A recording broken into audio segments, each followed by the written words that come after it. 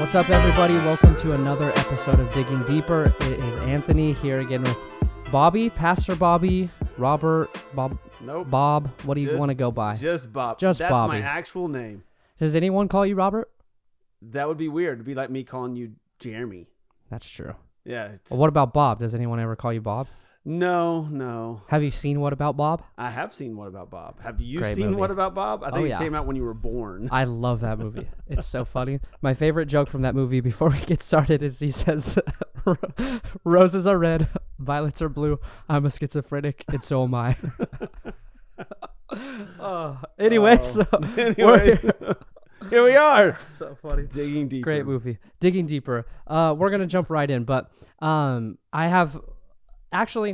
I would say it seems like my notes that I took yesterday, maybe the quantity isn't as much as stuff I've taken in the past, but just super, super powerful stuff. And so the first thing that I have written on my notes that I kind of want to talk about is you were talking about just God's guidance and providence like with Ruth and within the Book of Ruth, and you were talking about that though, and you said it's important for all of us to remember that it is the Lord who guides our steps, and that's literally what I have written here is it is the Lord who guides our steps. And I think the perfect place to get started in this is maybe even the most personal place to get started, but where in your life or what areas in your life, it could be current or even in the past, do you feel like you've seen very clearly that it's God who's ordering your steps and not you or circumstance, or like you said, we chalk it off to like, oh, it's just coincidence. This could go forever, to be quite honest. So let's go back to the day I was born. I kid. Yeah. But if we go back to the early days of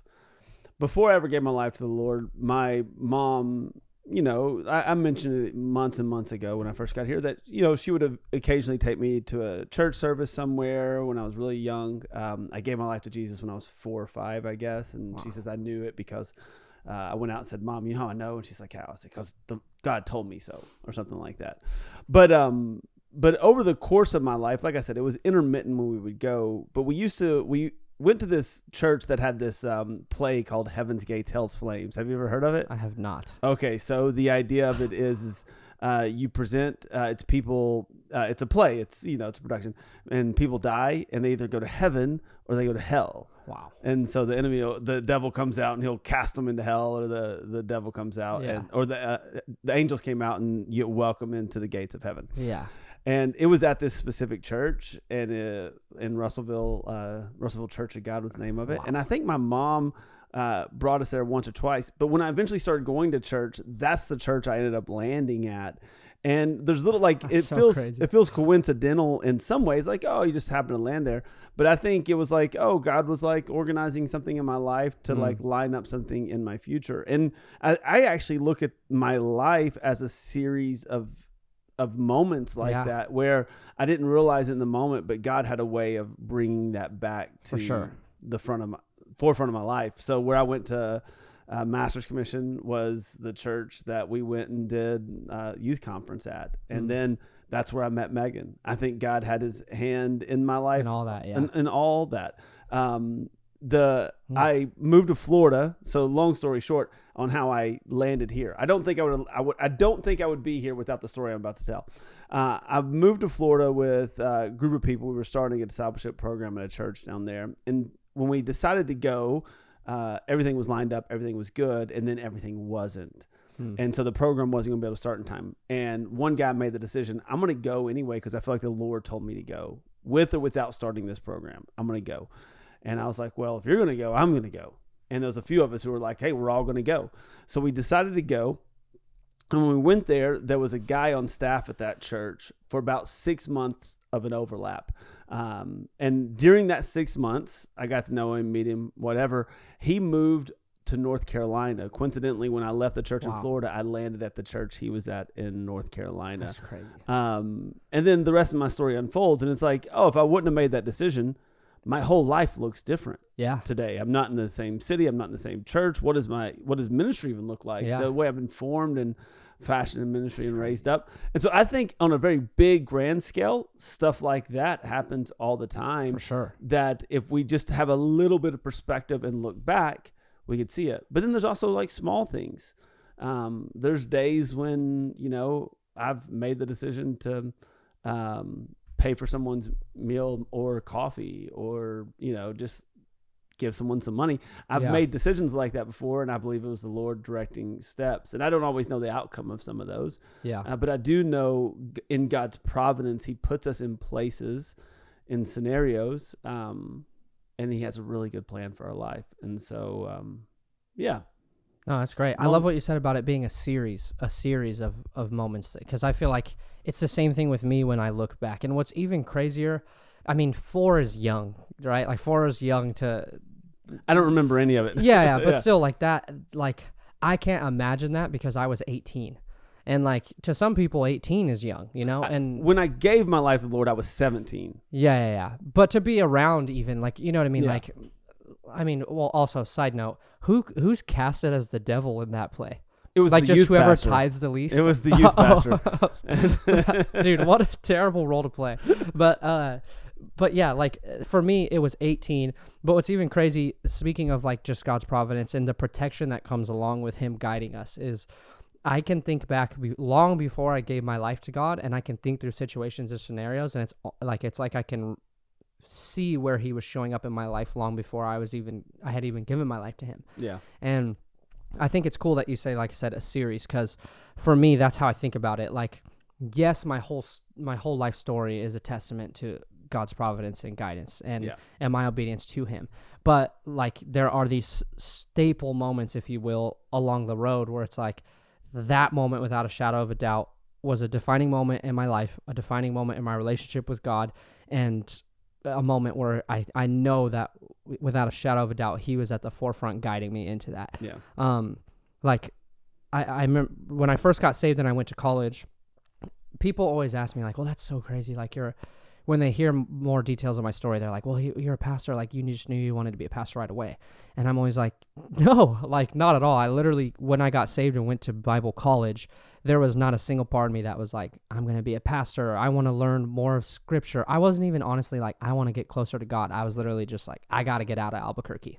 Yeah. I just it was know your I have one to get way out. out. Yeah, like literally the golden ticket, honestly. And it was like, yeah, I'm going. Like no matter what, I'm Bible going. college was probably cheap, and they probably offered you It a was payment a lot plan.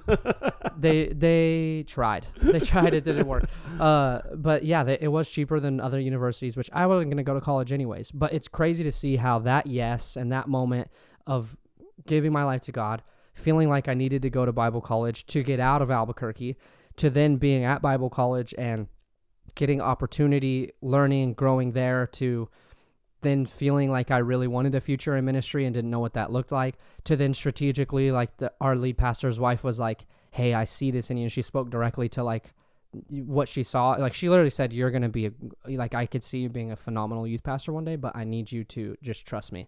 So she put me in kids ministry. And I was like, I didn't understand it. I didn't see it, but she was like, this is your development ground. And she's like, you're going to be good with kids too, but like, you don't have, I didn't have 16 years of like church experience or anything. You were teaching the kids the Bible stories that you had never heard yourself. Yeah, literally, I was learning, and that was. He's like, this is where David and Goliath come from. They would send out these prepackaged like lessons for the kids ministry, and then say watch the video and basically translate it into your own terms because they liked doing live teaching rather than videos. So I'd watch these 6-minute cartoons, and I'd be like, a whale swallowed a human? I'm like, what is this? And so then I'm teaching it to the kids, and I'm like, you're never going to believe this. Like, this is mind-blowing. But I learned so much, and like in that moment, like I was not like chipper and excited about it. I was like, why are you putting me in kids ministry? I told you I hate kids. But it was my pastor's obedience. You love kids. I don't hate kids, but I don't want to be,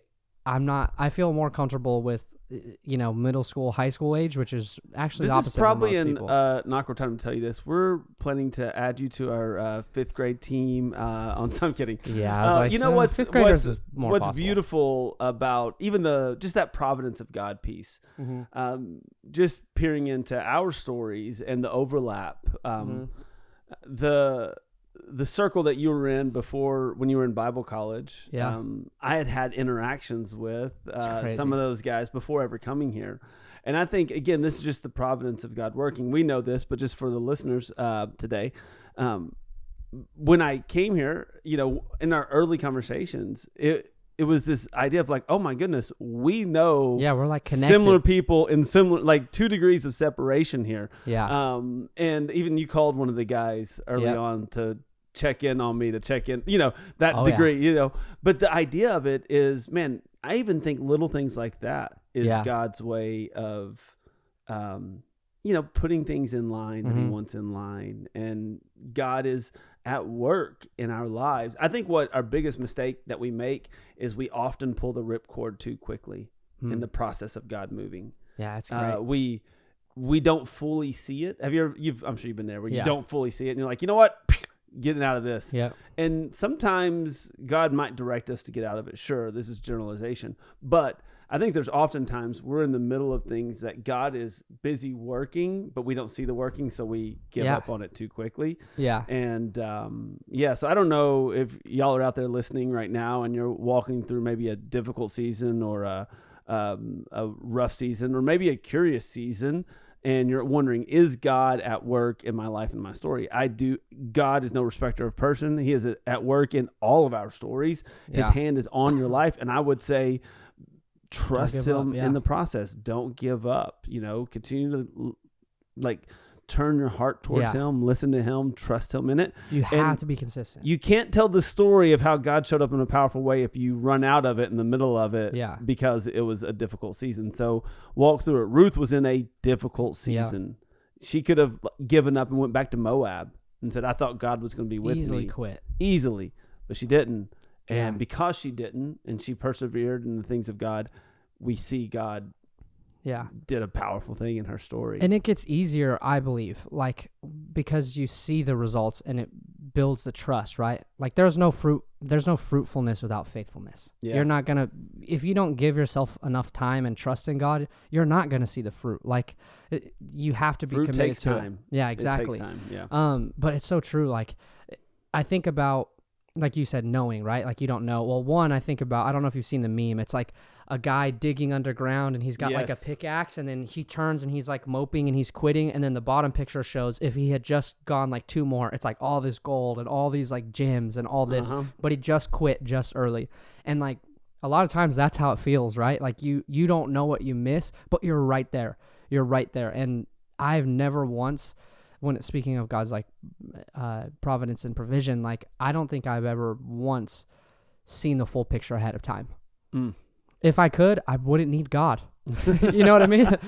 And it sounds awful, but it's true. Like you're not supposed to know everything. You're not supposed to be able to predict every end result. And a lot of times we get too analytical about these things instead of just trusting him. Yep. And it's easier to trust him when you remember that his plan for our life is the best plan for our life. So you might really want it, but maybe because you didn't get it, there's something better on the other end.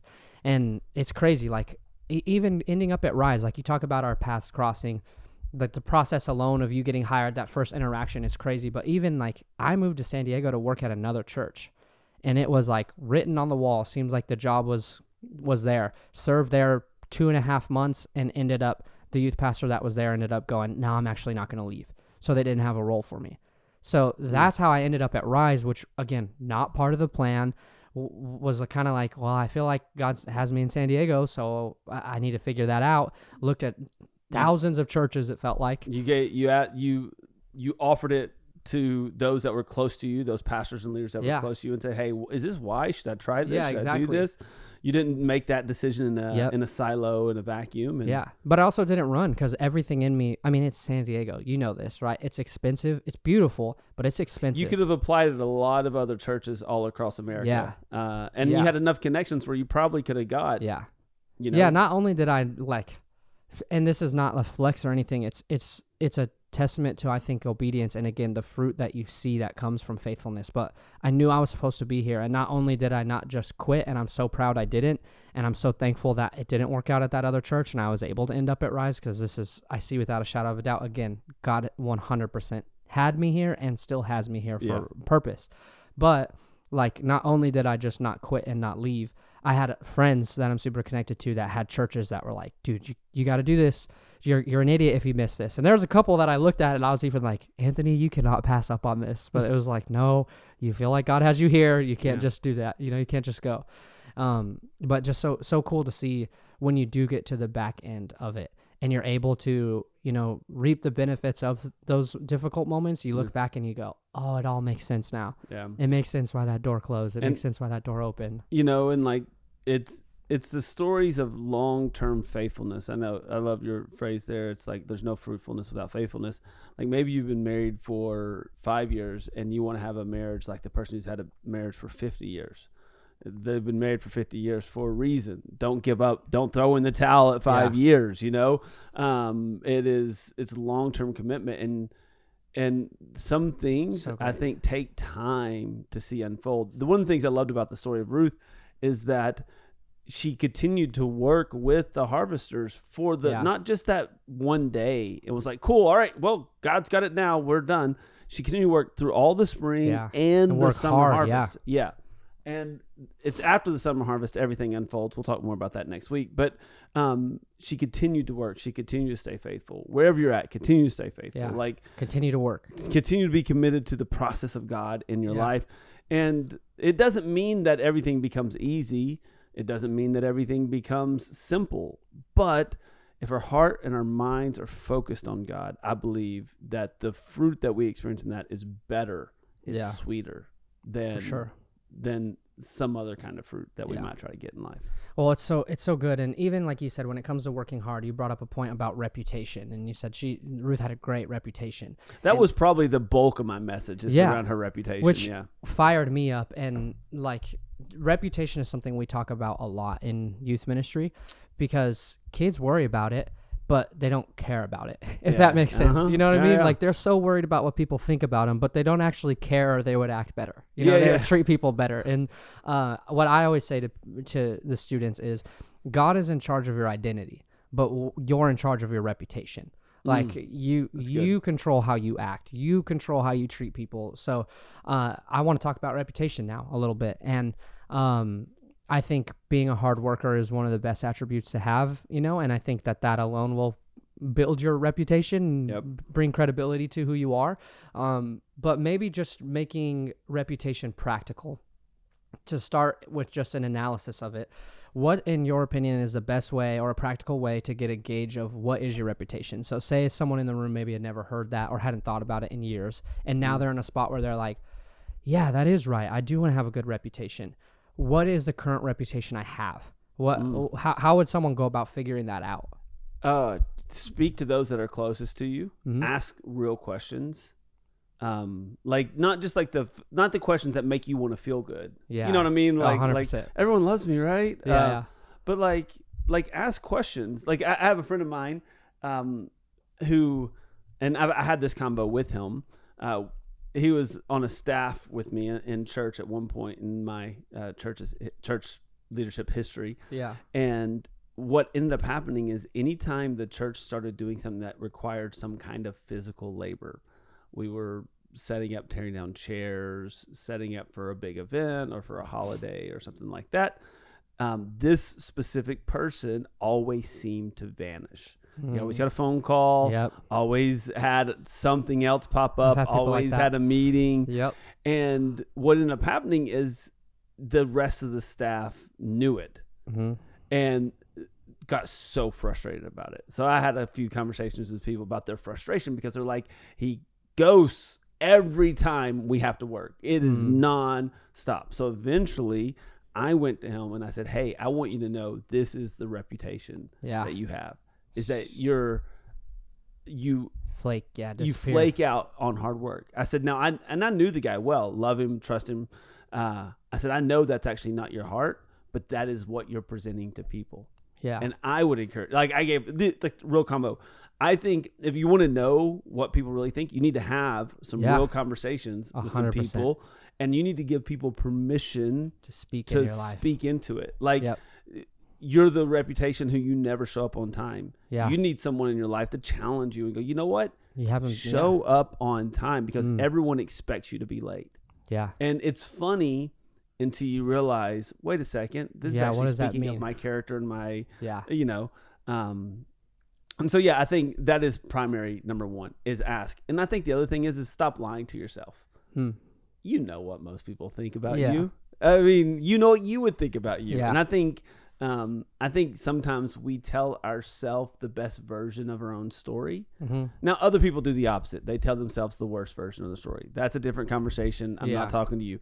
But for those who like you're like me. You're an eternal optimist. It's so easy. You can tell yourself the best version of your story.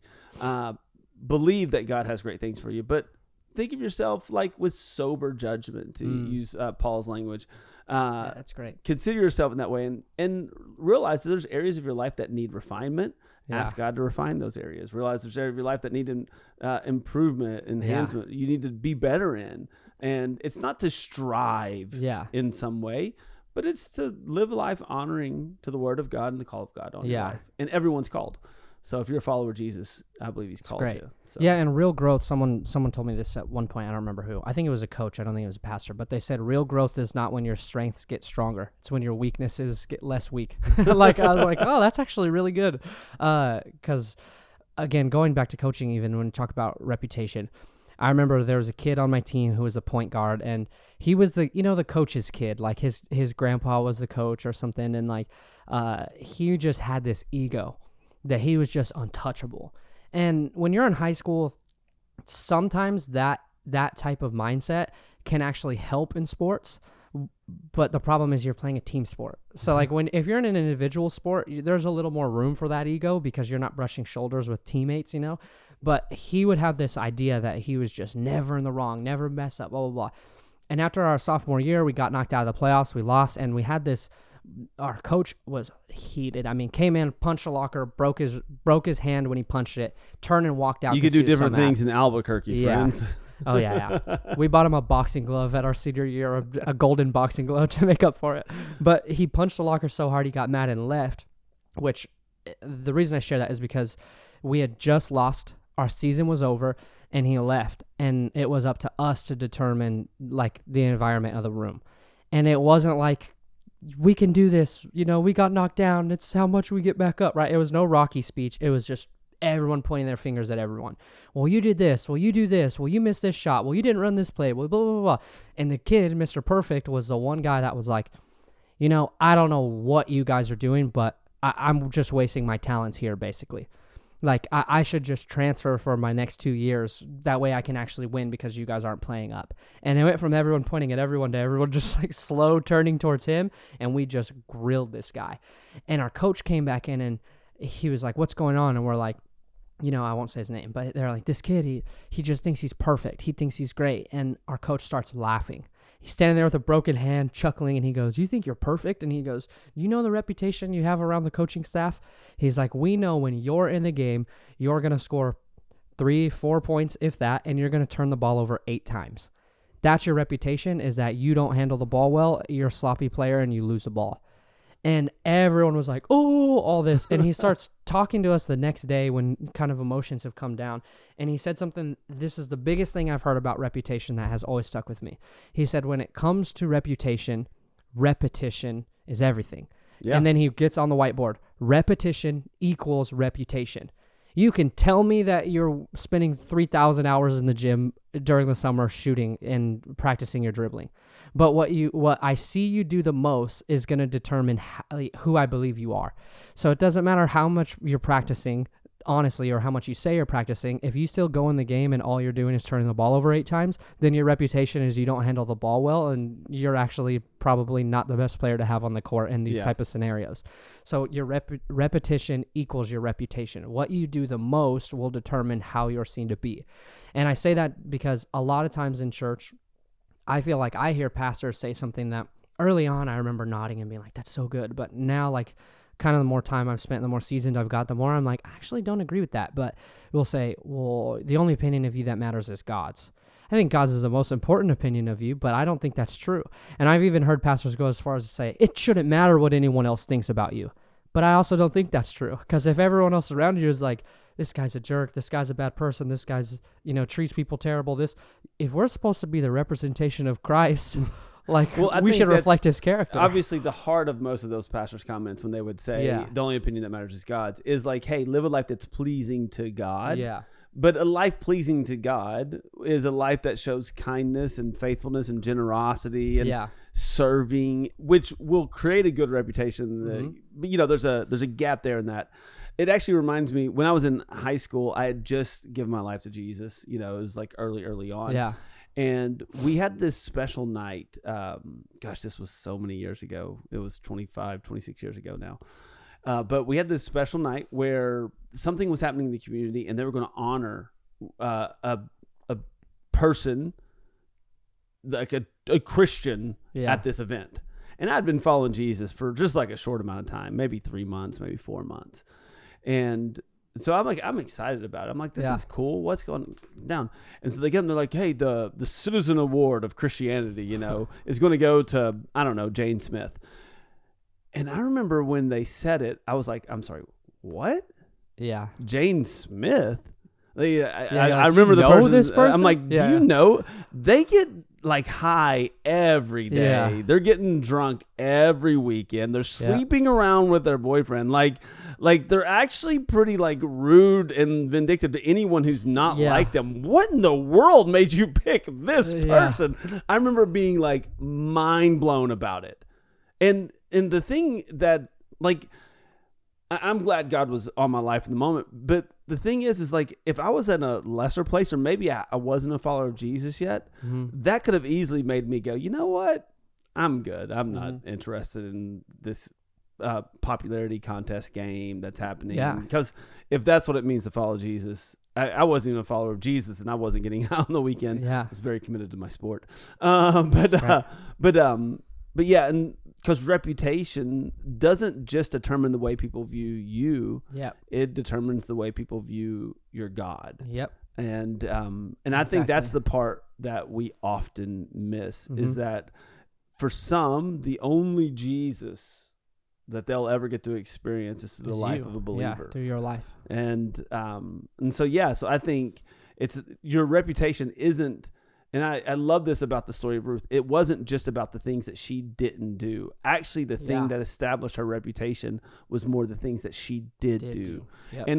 And so it's easy for us to think, oh, I have a good reputation because I don't cheat on my spouse, or because I don't get drunk at parties, or because I don't, cuss in the office. Like, I have a good reputation because of these things I don't do. But I actually think that that's all well and good, but it's the things that we do. It's not about not cheating on your spouse. It's about loving your spouse well. Exactly. It's not about not cussing. It's about speaking words of life into your workers. So good reputation can be destroyed by some wrong things you do, but it is ultimately built by the right things that you do that God's called you to. Yeah. No, that's great. And speaking of just Ruth and her reputation, maybe the best part to close on this is you talked about how one of the defining characteristics of that she displayed was you talked about she was courageous, she was humble, and then you talked about she was loyal. And you said something that I really chewed on all day Sunday, to be honest. And you said loyalty can't be faked. And I think that is true. I actually believe that. But I had never really heard it said that way, as simple as it might sound. But like, loyalty can't be faked. Maybe just, what is the importance of loyalty? Why should loyalty matter? And maybe even specifically to the Christian. Like, what does loyalty mean to me? I think loyalty often can be the dividing line between like narcissism and a life poured out for others. Biblically speaking, we know that a life poured out for others and a service to God and love for your brothers and sisters is a biblical way to live your life. Yeah.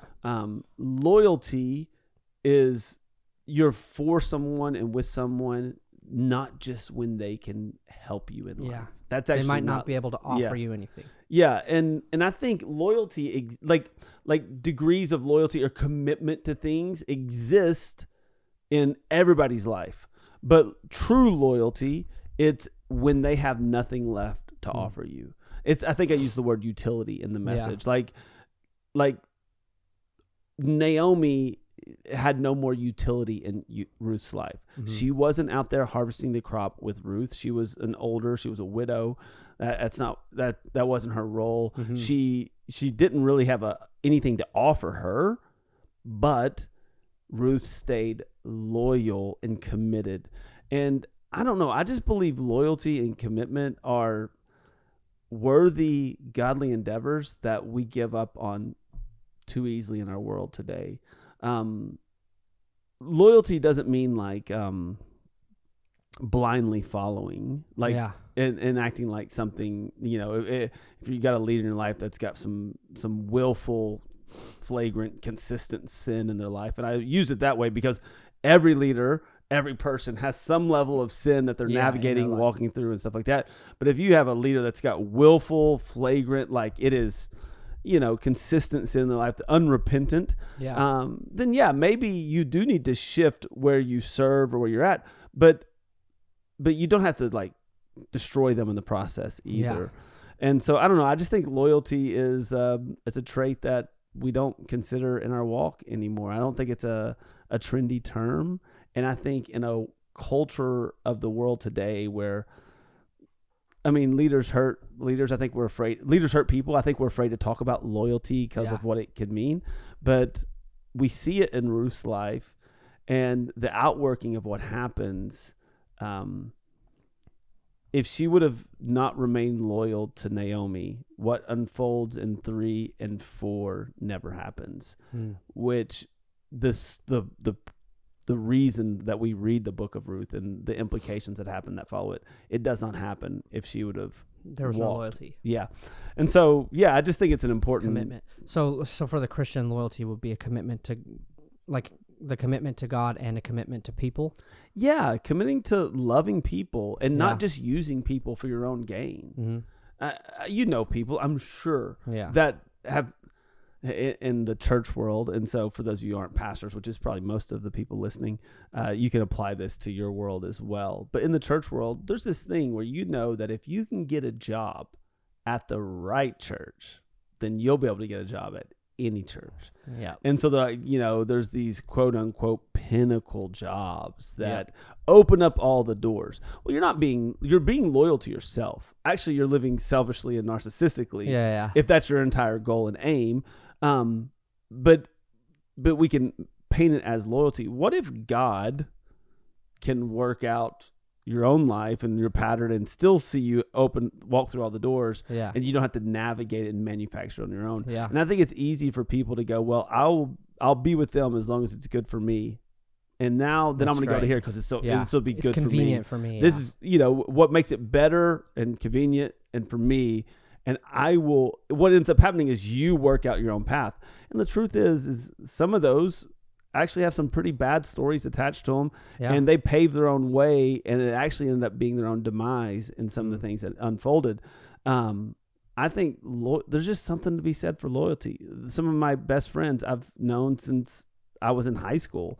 I got friends I've known for 20 plus years. One of the pastors in my life, Israel Campbell, like I've known him now since 2002, 2003. Wow. He's the one that moved to North Carolina.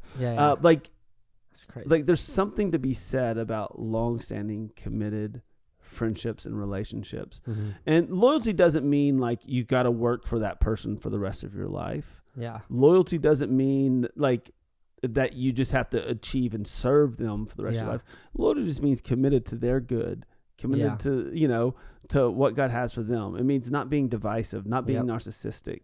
I think with students more often than not, that like loyalty is a big part of, even if it might not be defined in the culture of teenagers right now, it's something that it still matters to them. Like they have so many trust issues, like that they just feel like everyone just wants transactional relationships. Like, hey, what do you have to offer me? Okay, you offered me that later. Hey, what do you have to offer me? Okay, you offer me that later. Like the loyalty goes beyond even the emotions, right? Like it's being able to remain committed, whether you're receiving, everything you want from that relationship or not. And I think like just what a incredible attribute to have as your character. Like when you look at the people next to you, like you said, you have people that have been in your life for years. I do too. I feel a lot of them have faded from before I was saved, probably for the better. Sure. But like Jesse, my best friend, who is the one who got me to church camp where I got saved and changed my life, like he'll be my brother for the rest of my life. Like we still talk, all that, been together since 6th grade, basically as best friends. And like that type of like unwavering commitment to each other. It doesn't matter what sort of ups and downs we've been through. We know we're always there. Yeah.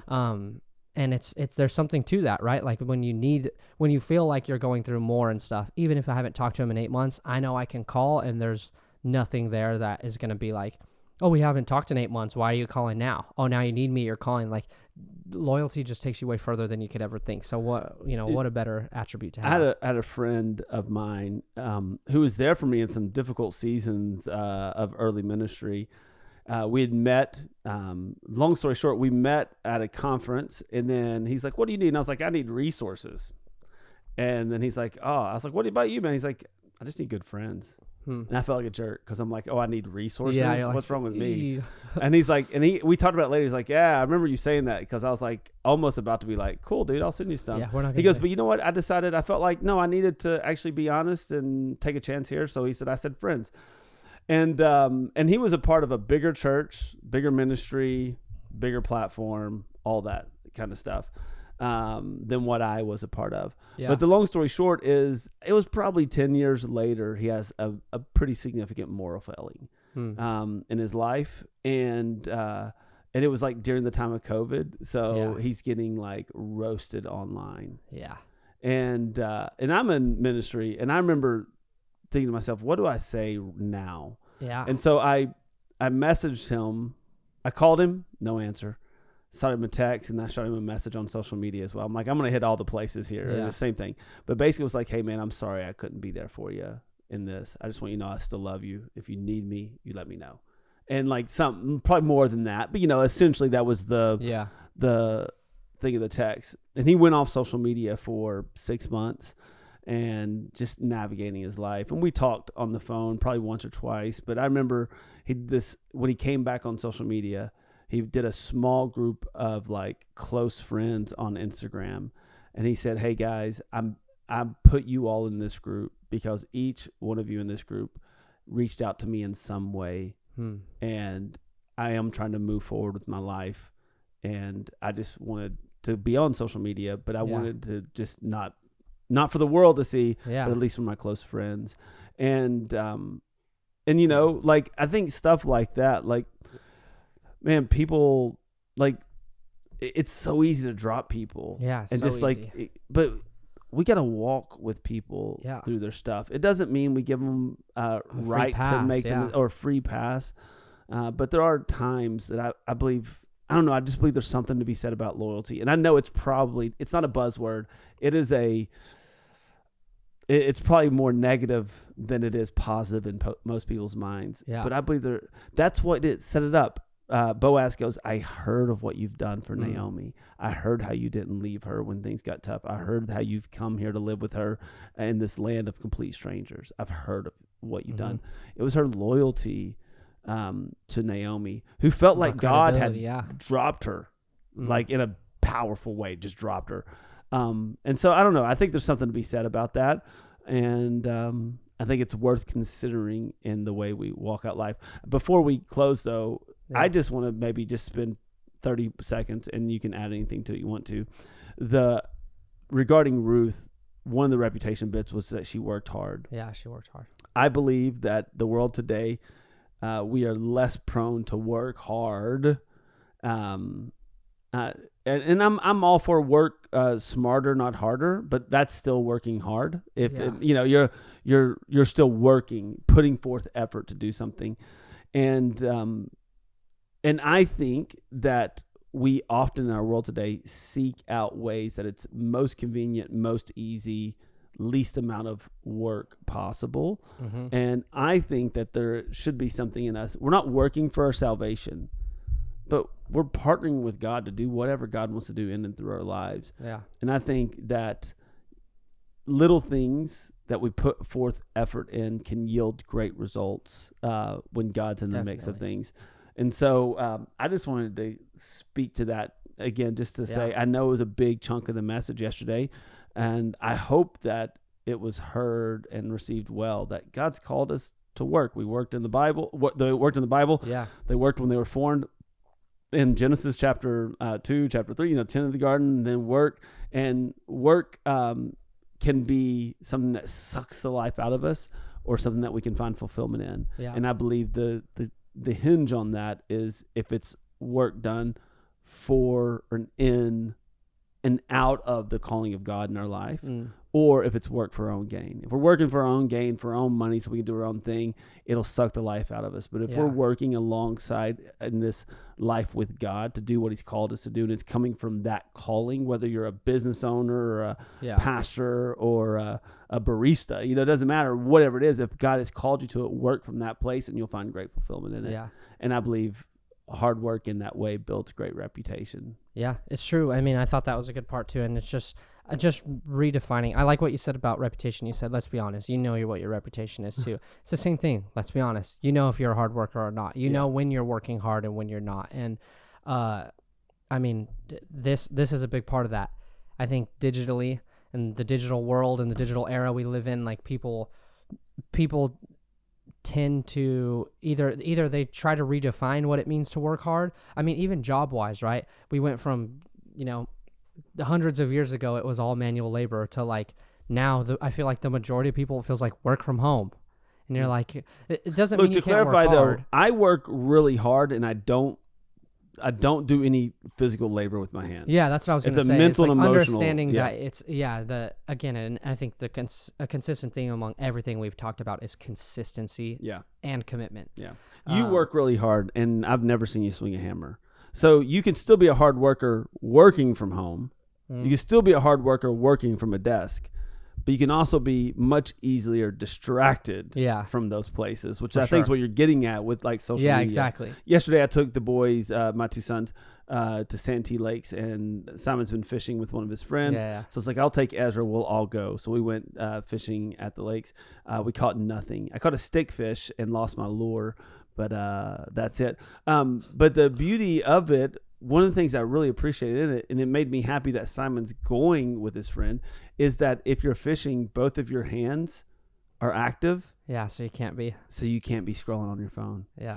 And so I saw some people like fishing with their like rod sort of like in the water, and they're just scrolling on their phone waiting for a bite, but we weren't doing that type of fishing. Yeah. And I think it's good times where you set your phone to the side, set the things that could quickly distract you to the side, and stay committed to a task. And speaking of repetition and commitment, the algorithm teaches us to like if you've made it to the end of this podcast, I'm blown away. Shocked. Good on you. It's rare. Because the algorithm teaches us to take in 30 seconds of information. I was gonna say, quick a bits. minute and a half long short is too long for most people. Yeah. They're distracted. They want to keep like, this is a video. They want to keep moving on. And long form content, it's like long form life of work and service, is stay committed to it over the long haul, and you'll reap more from it. 100%. Yeah. Well, I think that's great, and this series has been good. So I'm looking forward to hearing. There's 2 more weeks, or one is next more week? week. One more week. Well, I'm looking forward to it. I've heard good feedback from other people as well, so I think it's going to be exciting. But that does it for another episode of Digging Deeper. Get out there, maybe watch What About Bob this week, and let us know what your favorite joke from the movie is. Otherwise, we will see you guys on Sunday.